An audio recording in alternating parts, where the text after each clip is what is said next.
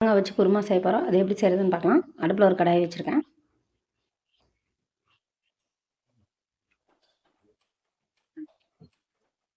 கீழே கடாய் சூடாயிடுச்சு, எண்ணெய் ஊற்றிக்கலாம்.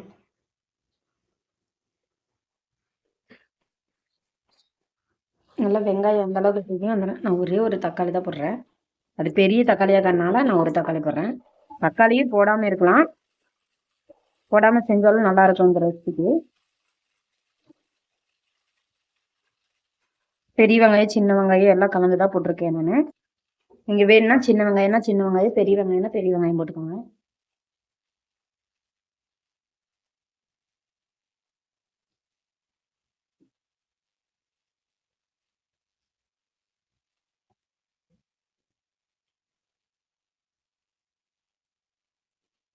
நான் 2 பல்லு பூண்டு, ஒரு சின்ன துண்டு இஞ்சி போட்டிருக்கேன். அதில் நான் அதுக்குள்ளேயே தண்ணியில் அலசும்போது அப்படியே ஒரு போட்டு காட்டவே இல்லை. பாருங்க, கிடக்குது பாருங்க பூண்டு, பெரிய பூண்டு. பெரிய பூண்டாக்கிறதுனால நான் 2 தான் போட்டேன்.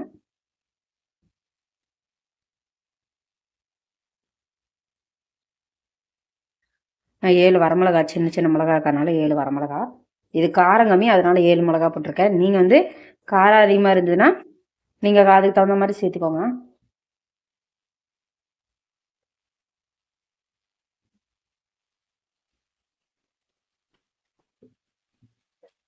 கொத்தமல்லி சேர்த்துக்கலாம். 1 2 3 4 4 ஸ்பூன் போட்டுருக்கேன்.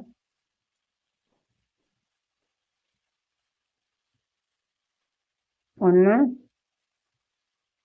2 2.5 ஸ்பூன் சேர்த்துக்கலாம்.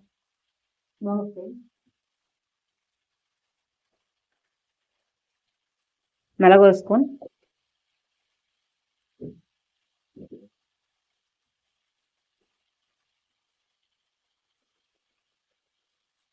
சோம்பு, 1 ஸ்பூன். பெரிய சோம்புலேயே ஒரு சோம்பு போட்டேன். இதெல்லாம் நல்லா வணக்கி எடுத்துடலாம்.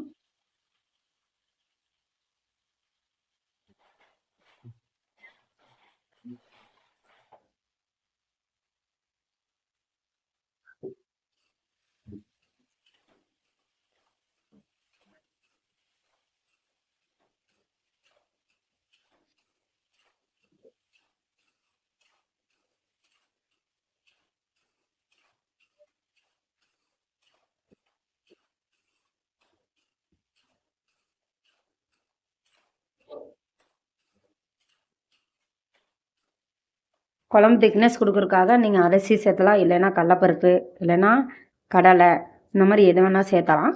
நான் வந்து இன்றைக்கி கடலப்பருப்பு தான் சேர்க்குறேன். அதிகமாக போட தேவையில்லை, 1 ஸ்பூன் மட்டும் போட்டால் போதும்.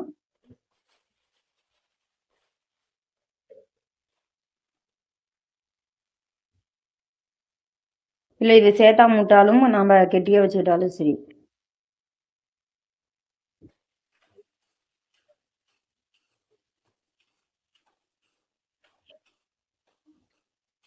ஹை ஃப்ளேமில் வச்சுக்கிறேன்.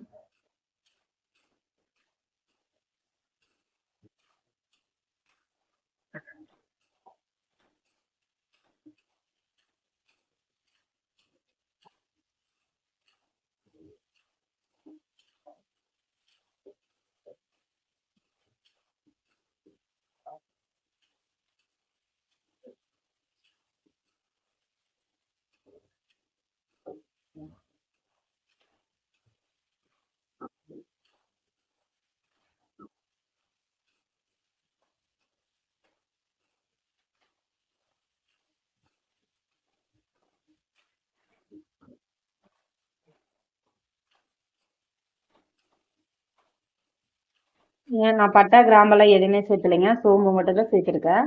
உங்களுக்கு வேணும்னா நீங்கள் விருப்பப்பட்டீங்கன்னா சேர்த்துக்கோங்க. நான் ஏற்கனவே வந்து மிளகு 1 ஸ்பூன் போட்டேன், 7 மிளகா போட்டேன், அதனால எனக்கு காரம் அதே அளவாக இருக்கும். நீ கிராம்பு இதெல்லாம் போட்டோம்னா மிளகாய் கம்மி பண்ணிக்கணும், ஏன்னா அதெல்லாம் காரத்தன்மை உள்ளது. மிளகு, பட்டை, இந்த கிராம்பு, பட்டையெல்லாம்.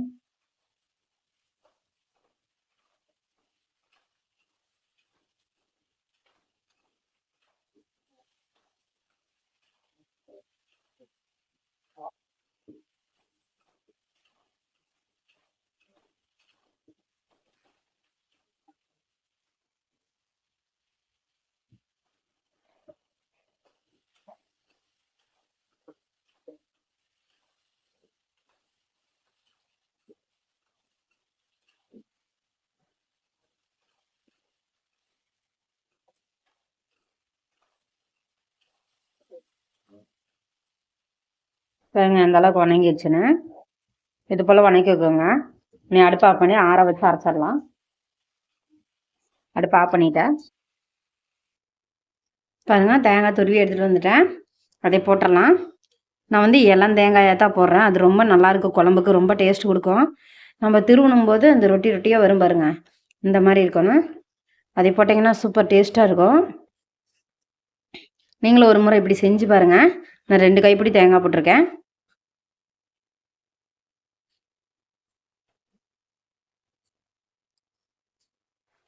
அடுப்பு ஆஃப் பண்ணிட்டேன். அந்த வெங்காய மிளகாயோட கலக்கட்டுன்னு சொல்லி இப்போ கலக்கி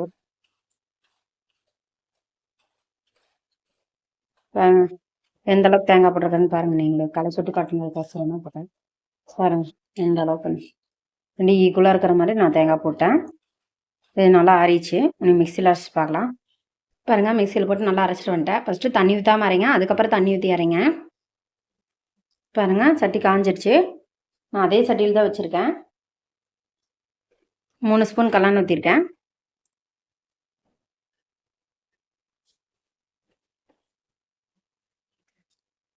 கடுகு 1 ஸ்பூன்.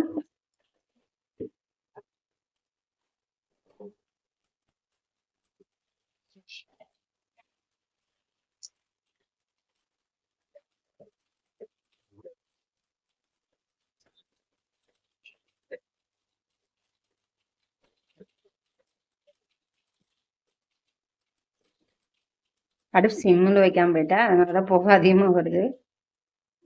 நான்ஸ்டிக் தவாலுங்கிறதுனால எல்லா புகையாக வருது. கடலைப்பருப்பு 1 ஸ்பூன் போட்டலாம். கடுகு உரிஞ்சோடனே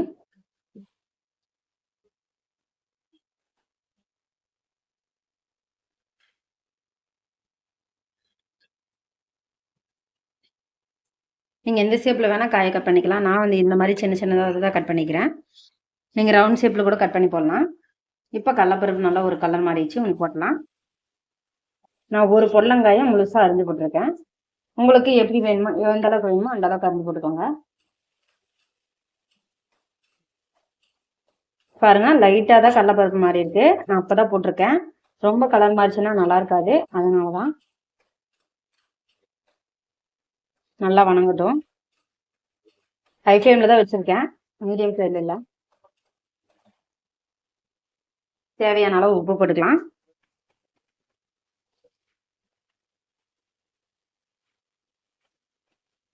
நான் குழம்புக்கு தேவையான அளவு உப்பு போட்டேன்.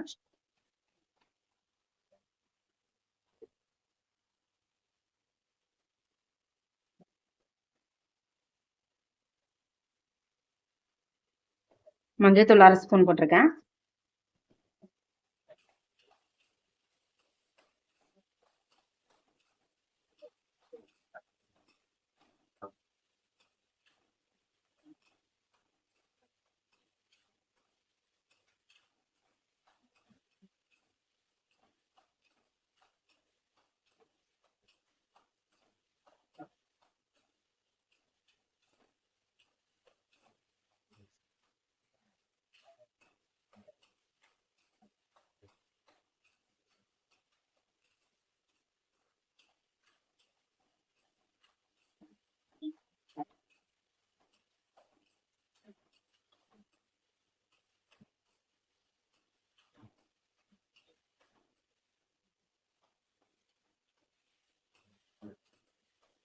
ஒரு 2 நிமிஷம் இப்படியே நல்லா வணக்கி விடுவோம், இந்த உப்பு நல்லா கரையிற வரைக்கும். நீங்க கருவேப்பிலை இருந்தா போட்டுக்கோங்க. அரைக்கும் போது ஒரு கொத்து போட்டுக்கோங்க, தாளிக்கும் போது போட்டுக்கோங்க. என்கிட்ட இல்லை அதனால போடல. ஆனா போட்டா சூப்பரா இருக்கும். மசாலா ஊற்றிடலாம். எப்பவுமே வந்து அரைச்சது வந்து ஆற வச்சுட்டு ஊற்றுங்க, அப்பதான் கரெக்டா இருக்கும். நான் ஆற வச்சுட்டு தான் தாளிக்கவே ஆரம்பிச்சேன்.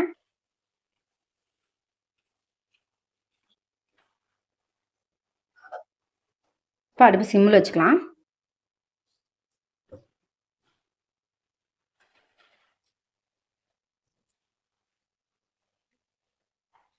ஏன்னா குழம்பு தெறிக்கும், கெட்டியாக இருக்குதுல்ல, அதனால நாங்கள் வேக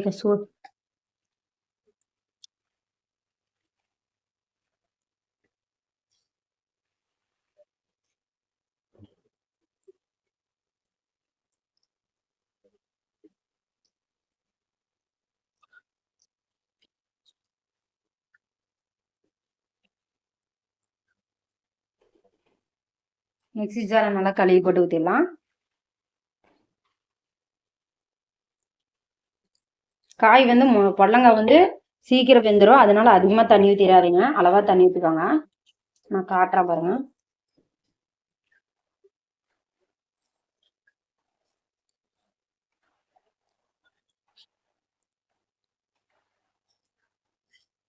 சரிங்க, இந்த அளவுக்கு ஊற்றிக்கேன். இதே கெட்டியாக வந்துடும், ஏன்னா நம்ம கடலப்பருப்பு போட்டிருக்கோம்ல, அதனால சீக்கிரம் கெட்டியாயிரும். அதனால நான் இதை வந்துக்கேன்.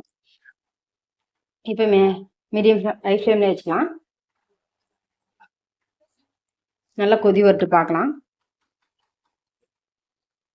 பாருங்க குழம்பு எந்த அளவுக்கு கொதிக்குதுன்னு. இந்த டைமில் வந்து உப்பு காரம் செக் பண்ணிக்கோங்க.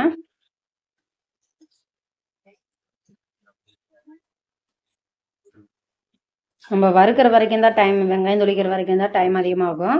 ஆனால் குழம்பு கொதிக்கிறது வெந்து வர்றதெல்லாம் சீக்கிரம் வெந்து வந்துடும். இங்கே பாருங்க, நம்ம எந்த அளவுக்கு ரொம்ப தண்ணி ஊற்றணும், ரொம்ப பச்சை தண்ணியாட்டவே ஊற்றியிருந்தேன். இப்போ எந்த அளவுக்கு திக்னஸ் வந்துருக்குதுங்க பாருங்க. 2 நிமிஷம் தான் கொதிஞ்சது, அதுக்குள்ளே திக்னஸ் வந்துடுச்சு. நம்ம இறக்கி வச்சாலுமே அது வந்து ரொம்ப திக்னஸ் ஆகும். நீங்கள் வந்து என்ன இந்த அளவுக்கு இருக்குது அப்படின்னு பார்க்காதீங்க. பாருங்க காய் வெந்துருச்சு பாருங்க. இது வந்து சப்பாத்திக்கு, தோசைக்கு, இட்லிக்கு, சாப்பாட்டுக்கு எல்லாத்துக்குமே வச்சு சாப்பிடலாம். சூப்பராக இருக்கும் இந்த குழம்பு. எனக்கு குருமா, மட்டன் குழம்பு, சிக்கன் குழம்பு இதை விட இது சூப்பராக இருக்கும். பாருங்க எந்த அளவுக்கு இருக்குதுன்னு. நான் காய் நிறையாவே, ஒரு காயே போட்டிருக்கேன், பெரிய காயா. பாருங்க, இந்த ஸ்டேஜில் உப்பு காரமெல்லாம் செக் பண்ணிங்க. இன்னும் ஒரு 2 நிமிஷம் தான் கொதிட்டோம், அதுக்கப்புறம் அடுப்பை ஆஃப் பண்ணிடலாம். ஏன்னா நம்ம ஆற வந்து குழம்பு நல்லா சுண்டிடும். ஏன்னா கடலப்பருப்பு போட்டிருக்கறனால உங்களுக்கே தெரியும், பருப்பு குழம்பு வச்சா நம்ம வச்சப்போ வந்து தண்ணியாட்ட வச்சோம்னாலும் ஆற ரொம்ப கெட்டியாயிரும். உங்களுக்கே தெரியும் ரேஷன் பருப்பு. அதே மாதிரி தான் இது கடலப்பருப்பும், ஆற கெட்டியாயிரும். அதனால கொஞ்சம் ஓரளவுக்கு நடுப்பதமாக எடுத்துக்கலாம். நான் வந்து இன்னைக்கு சாப்பாட்டுக்கு சாப்பிட்றதுக்கு தான் போடுறேன்.